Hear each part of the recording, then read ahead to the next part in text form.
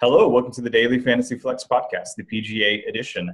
I am your host, Bryan. I'm joined, as always, by Peter Jennings, a.k.a. CSU Ram, and Colin Davey. We're here to talk about the AT&T Pebble Beach Pro-Am. But first, let's take a minute to recap this past weekend.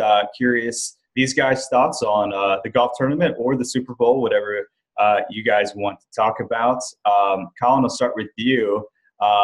What stood out to you from this weekend in either sport? Definitely some interesting things. We can talk about ownership in just a little bit, but how was your weekend? What stood out to you? Really, I just want to talk about the under on the national anthem. I think that was lock of the week. I think anyone that saw Pink had the flu could kind of put the tea leaves together. She wants to get off the stage really quick. I was really happy with the big under bet that I put down. And what a game, huh? Like that was one of the better, does anyone remember when Super Bowls were boring and they were actually blowouts? Like, do you have to go back to Seattle, Denver, where it was like a snooze fest? They've all been great. I think we've all been spoiled in the last couple of years for legitimately great Super Bowls to watch. Yeah, that's very true.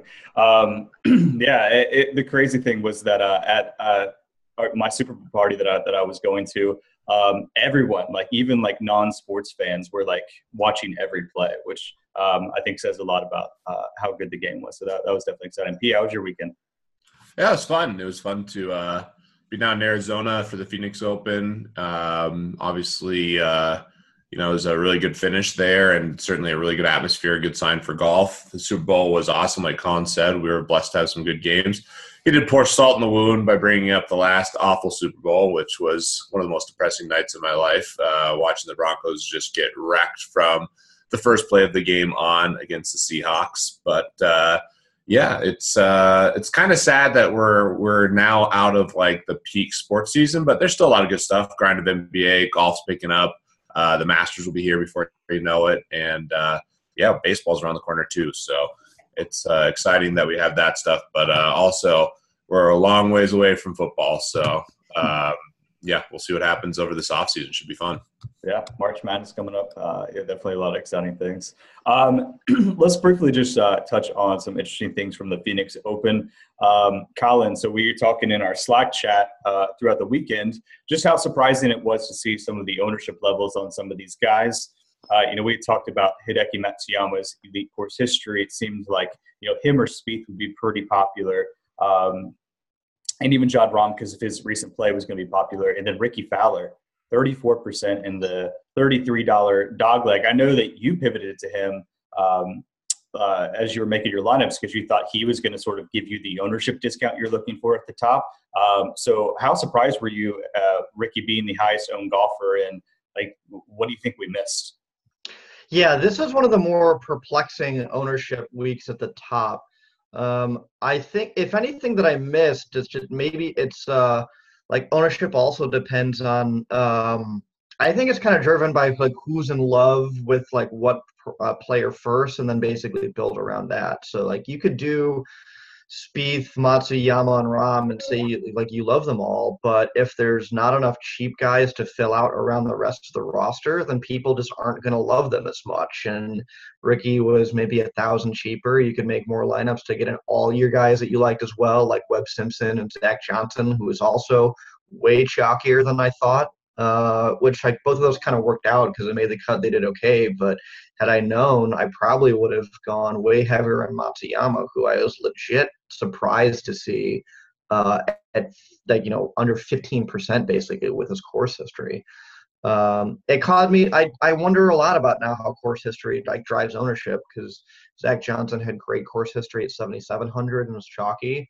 Matsuyama had a lot of it at like 11, in the high 11s and had low ownership, and everybody went to Spieth instead. So yeah. I don't know. I'm really struggling to figure out what I missed. But all the important thing to recognize is that ownership is never exact. You're going to be off, but I think it is important to recognize that when you're off on one guy, you're usually off on another guy, and those are correlated. And I think that's kind of the next level thinking of that's kind of like a risk to your ownership in the same way that it's almost like stacking in baseball. Like your misses are misses are correlated.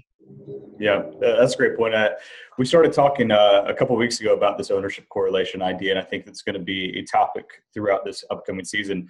Yeah, Pete, what are your thoughts on the Ricky ownership? Do you think that was due to like some ownership correlation? Like people wanted to get guys like Webb Simpson and Matt Kuchar in that 8K range, and that just forced them to come down from like Matsuyama and Spieth to Ricky?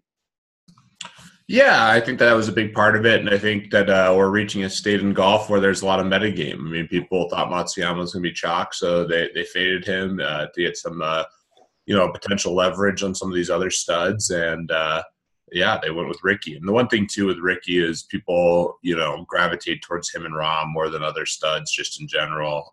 They're very popular guys, so it's not the most shocking thing, but it was surprising. The interesting thing to me going forward is how these studs are going to play out with the mix of current form and course history, like Colin mentioned. Matsuyama had about as good of course history as you could possibly have and wasn't that heavily owned. And I really think people are starting to figure out maybe they can fade course history for ownership, and that's why it was like that. But it's something to be cognizant of going forward. I mean, we're going to have to pay attention to where there potentially could be opportunities to get leverage and, maybe taking these guys who have the great course history, who are more expensive is a big part of it. And I guess the other thing too is roster construction is a big thing. Like people probably looked at rosters with Ricky and felt a lot better about how balanced that team was versus teams that started with Matsuyama or Spieth. Yeah, I think that's well said. Speaking of Rahm, Pete, did you see him wearing that ASU Pat Tillman jersey?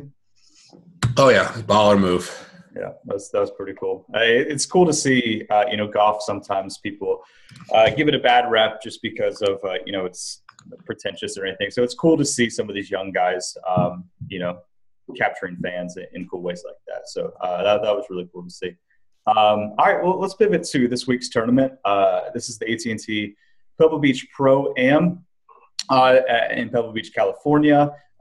This is a bit of a unique tournament in that there are 3 courses that they play at.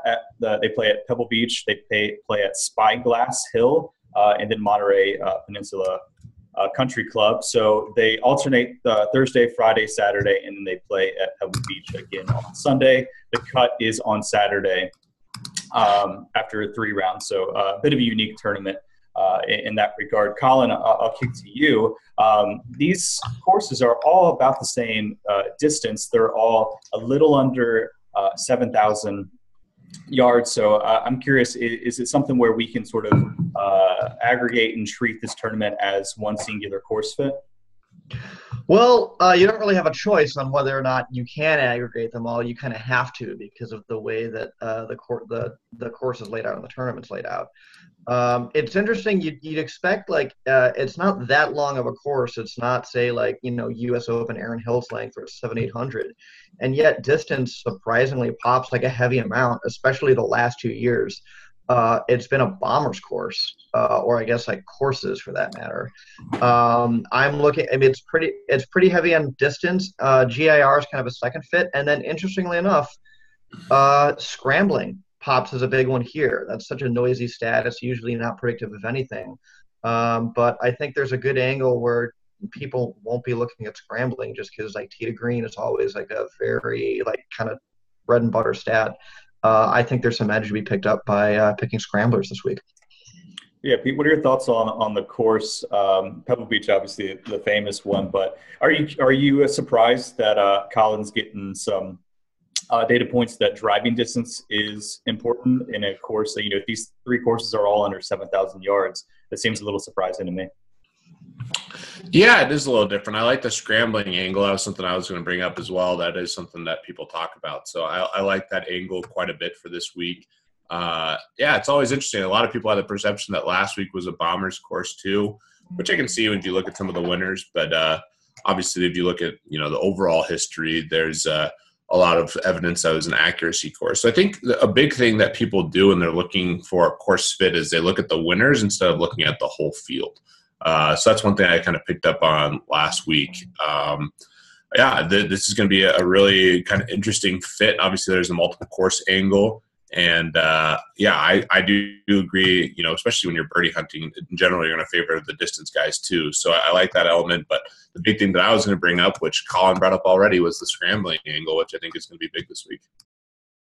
Cool. Yeah, well said. I think we'll obviously talk about some guys that are standing out when it comes to scrambling. Paul Casey, I think in particular, is a guy that definitely pops to mind right away. He is in this field. So let's start and talk about the high-end guys. And boy, do we have a loaded field this week. We have at the top, we have Dustin Johnson playing again. He is the odds-on favorite. I think he's 6-1 right now. Implied odds at 15.4%. So just absolute massive favorite here, which is sort of interesting because of how loaded the field is. Right below him, you have John Rahm at 11-4. You have Rory back playing at 11-1. You have Jason Day, and then Jordan Spieth. Colin, let's start talking about those 5 studs.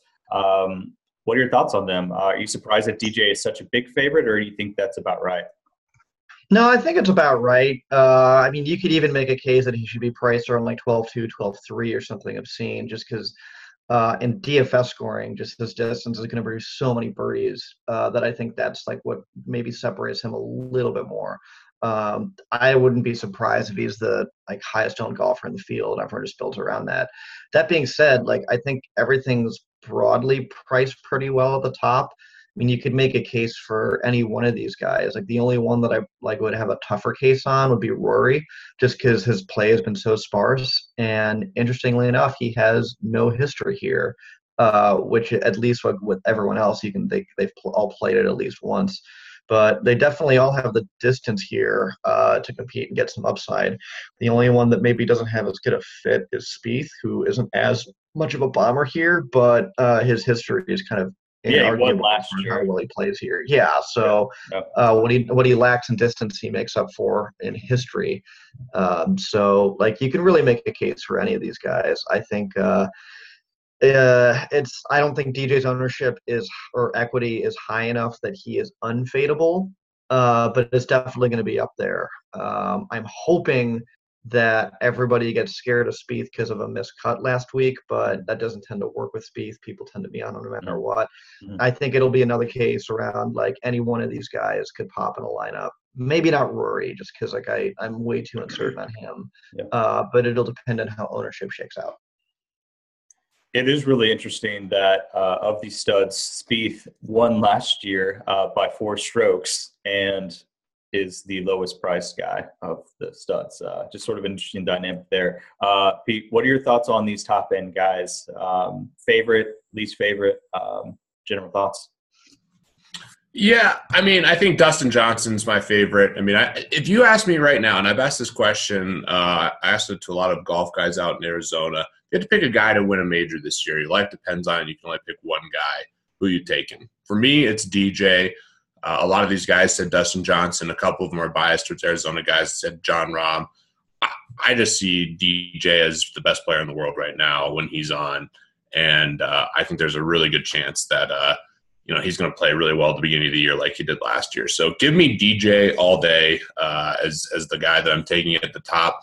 I'm really intrigued by Rory. A lot of people are talking about how Rory is going to be back. But obviously awesome. He hasn't done it on the PGA Tour, but we've seen signs of some old Rory. And then you got other guys that are interesting. Spieth coming off a missed cut. Saw him at Whisper Rock practicing his putting. That was pretty cool. Jason Day played extremely well, obviously in his last start, getting the win. So the top of the field is really loaded. But the one guy that I'm really looking at is Dustin Johnson. He'll probably be the most heavily owned. So in that regard, if I'm looking to get a little bit of leverage versus the field in terms of ownership, probably look to someone like, I guess, Rory, but he has a tendency to be owned more in the high stakes. So low stakes, I might go Rory. High stakes, maybe I go Rahm or something like that. I do expect all these guys to be somewhat heavily owned. You are getting a nice discount on Spieth relative to where we've normally seen him in terms of price. So he is intriguing in that regard. And maybe recency bias will lead to him being a little bit lower owned. But, yeah, this is the great thing about golf that we have right now. All these studs are compelling every single week, and it wouldn't be surprising to see any of them play well. But, yeah, if I had to, just from an equity perspective, pick one of them, it's Dustin Johnson for me. Yeah, that's fair. As far as course-adjusted round score, measuring just course history, Spieth of these guys does have the best mark at 68.2. Definitely boosted his mark last year when he won by 4 strokes. And then right below him is Jason Day, actually, at 10-9. Jason Day playing a little bit better of late, especially this season or early on. He's been playing well. So definitely an interesting group here. Colin, you think Rory's the least owned, or do you agree with Pete that Rory's just never going to be low owned? Oh, so tough because for every one of these guys, you can always say they're high owned, and it's rare that you get them all in the same spot. I think Jason Day is going to have a lot of momentum from his last win behind him. I think this is the one. I think this is the one time you could see Rory low owned, just because he hasn't been in the spotlight, and so they're not he's not at the top of mind for a lot of people. Maybe it's either him or Rahm, but when we talk low owned, it's still going to be only 18% or something like that. So you don't think any of these guys are going to be under 15? I mean, as of now, I don't think so. I think it's pretty spread out across the board. I don't think there's no obvious meta fade like Matsuyama last week, or there's just some egregiously overpriced guy that can't pay up, usually how Justin Thomas is, where no one wants to pay up for him. Mm-hmm. I think they're all going to be over 18% as of now. Okay. Well, let's dip down to this lower range here. Let's talk about guys in the 8 to 9K range. Headlined by Gary Woodland, obviously coming off the win last week. He's been playing really, really good golf. Definitely a little pricier than you might expect for Woodland at 9-9, but playing excellent golf right now. So Paul Casey at 9-4, definitely I think a guy that we need to talk about. Probably going to be popular, especially if we like the scrambling narrative. And then you have some other guys, Cantlay, Kuchar in this range, Adam Scott at 8-7. So you have some notable names here. I'm curious what you guys think of them. Favorite guys that are standing out here. Pete, I'll start with you. Yeah. All right. So this range is really interesting. I think Casey's the clear chalk. He also has the most equity. He's rating extremely well in my current model that weight scrambling and some other factors here on Fantasy Labs. So I think, a lot of people are going to realize that.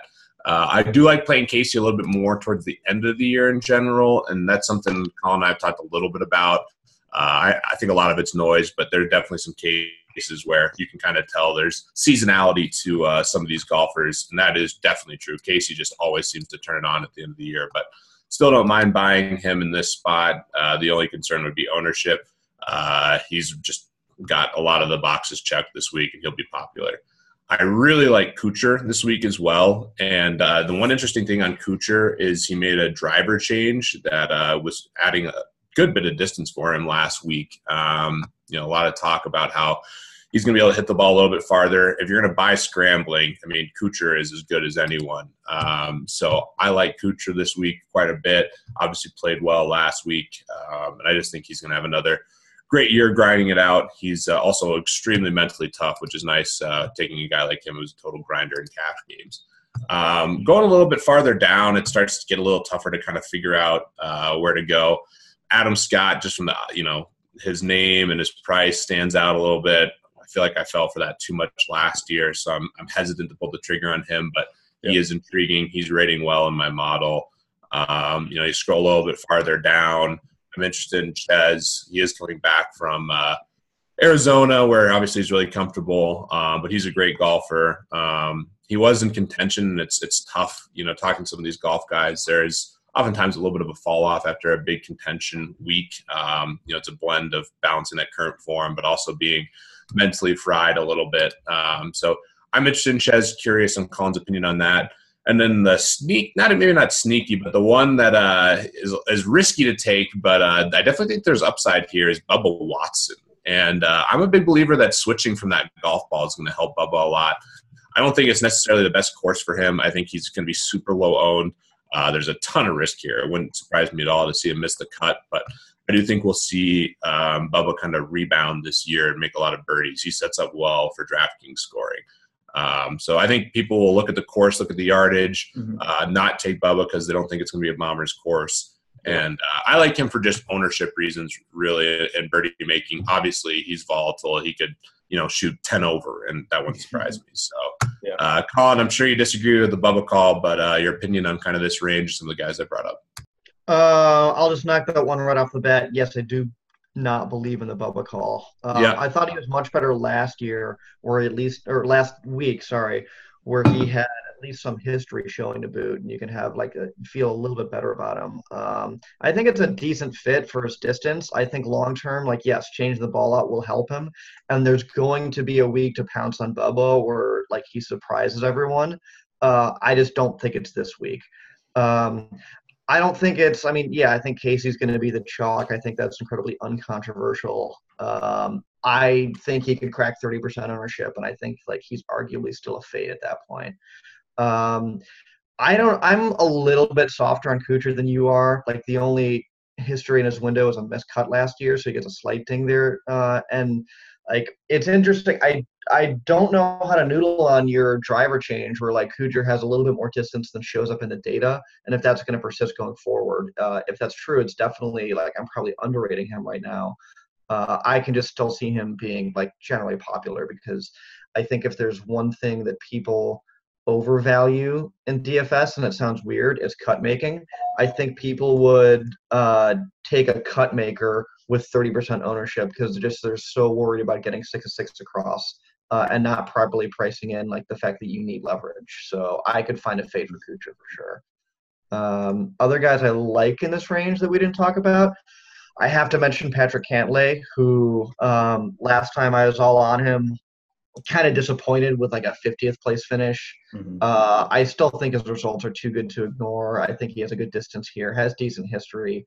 I'll probably be on him until he burns me, until he proves that there's something about him that I'm overrating.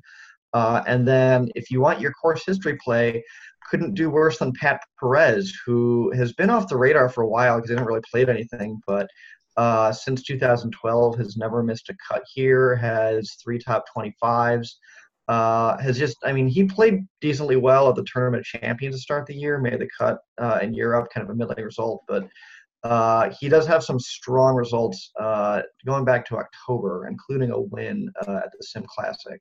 So I don't know how he may be heavily owned, though. I could see a lot of people fixating on him. Similarly with Chesson Hadley, who has even better results in the aggregate with 2 top 10s here. I still don't know if I can pull the trigger on Hadley. I just feel like I'm missing something. The only thing that kind of validates me is I think he putted extremely well last week, so there's probably a little bit of regression that's due in the opposite end. So there may be a little bit of fool's gold there, which is why I'm going to have less of Chesson Hadley than everyone else.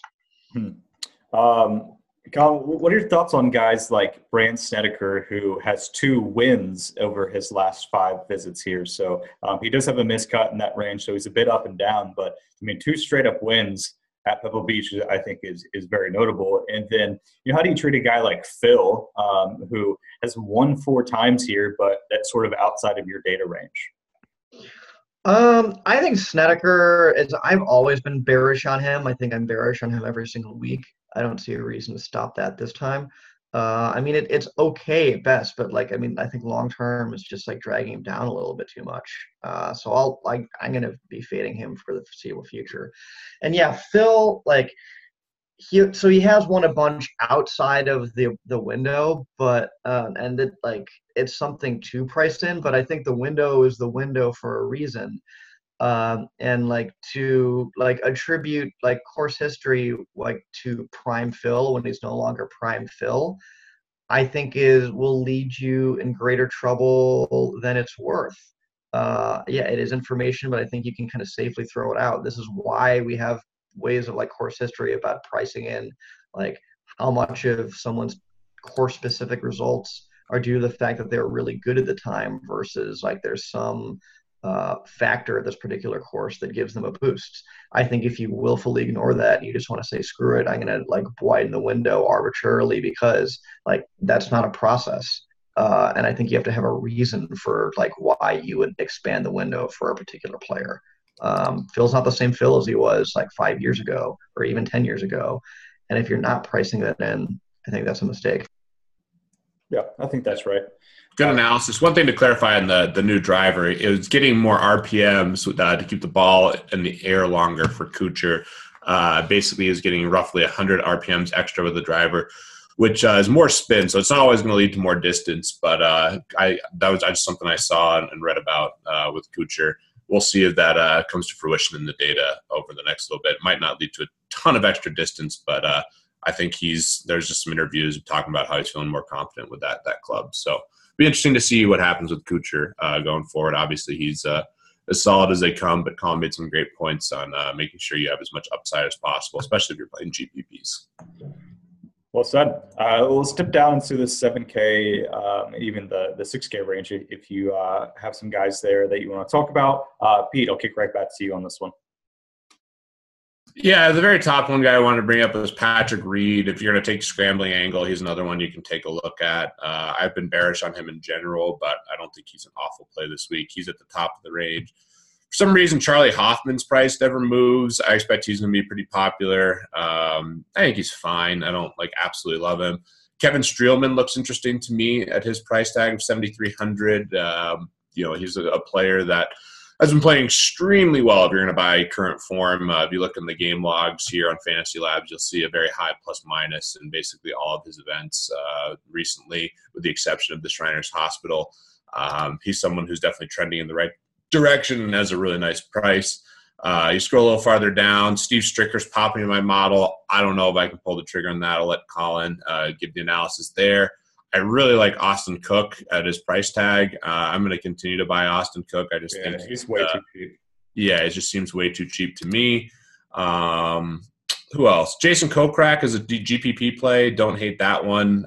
He'll maybe be somewhat heavily owned, but has a nice upside. You're going to play the distance angle. I like that.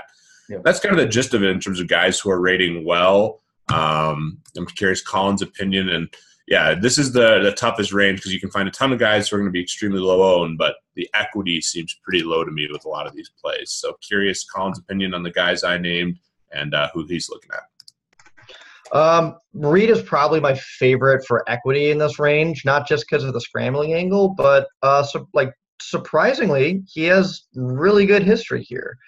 Pulling up the exact results, it's in 5 years, never missed the cut, and finished no worse than 29th in 5 years. That's as pretty steady as it gets. I could see him being pretty heavily owned by the time that recommendations shake out. So I would just as soon pivot to someone like a Kevin Chappell or a JB Holmes, who will probably have a little bit less ownership, but just as much distance to provide the upside that you need in GPPs. I agree with the Kokrak call.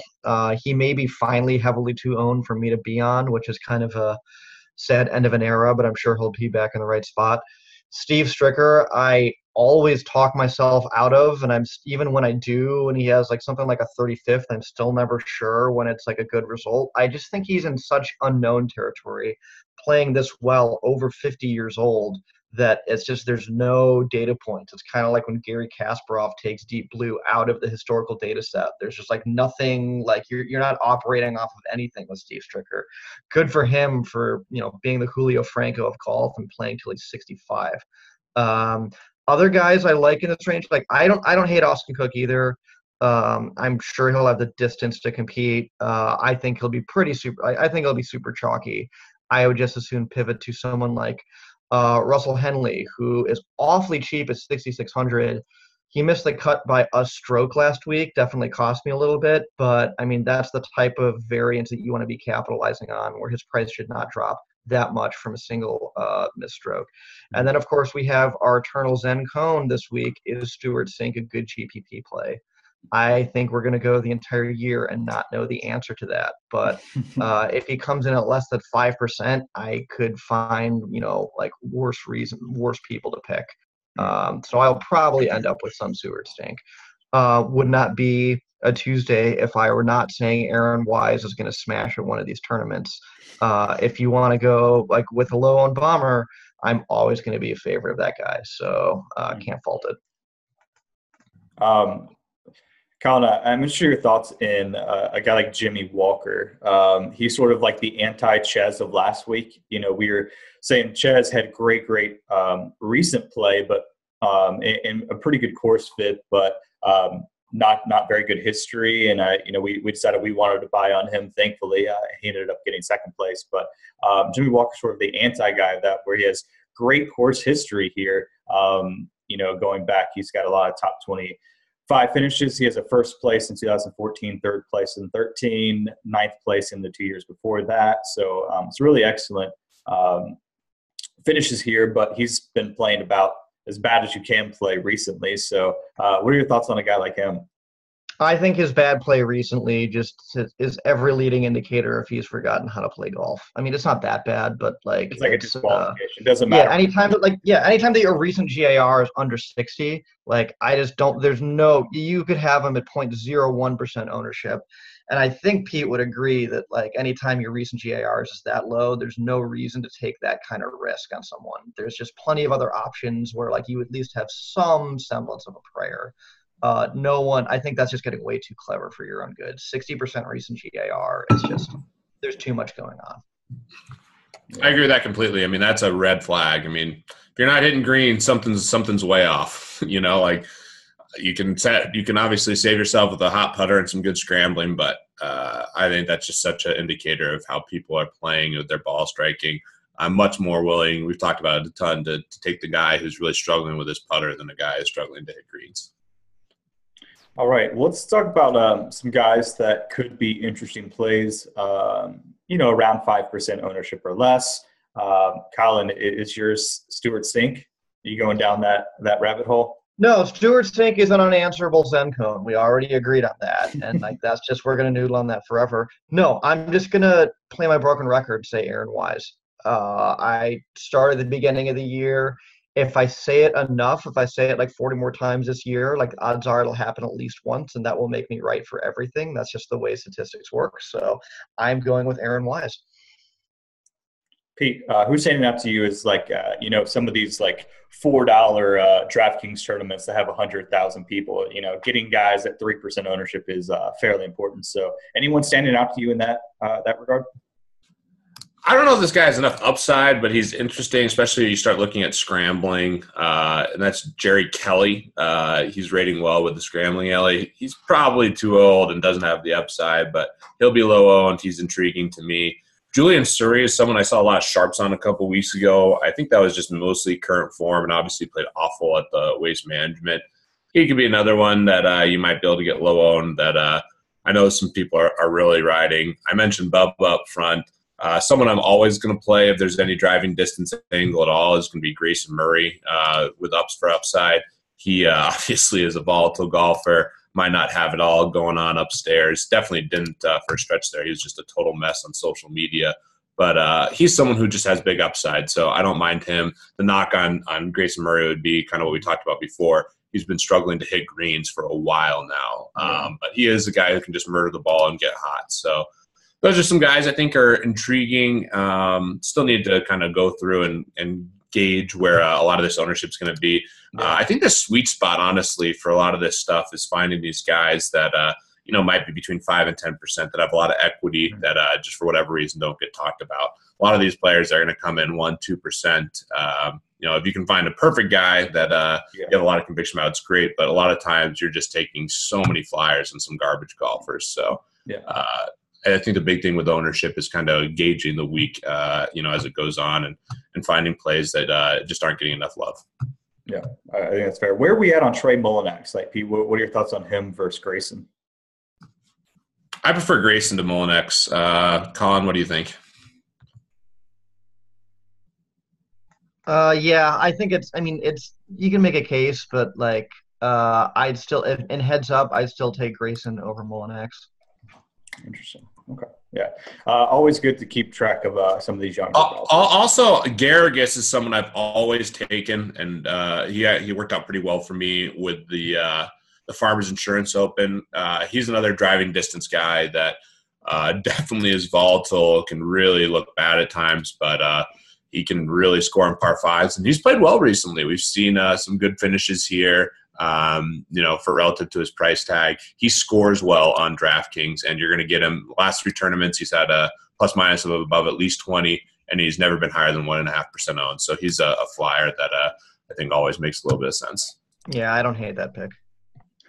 Cool. Well, let's pick winners, and we'll get out of here. I can't remember who's. I think it might be my turn. I'm due for last. I'm pretty sure. Okay, I'll go first. Pete can go next, and then Colin, you can round us out. I guess I'll go with DJ. It is a loaded field, so having first pick's probably not great here, but I'll take DJ. Colin, you gonna go second? You can go second. All right,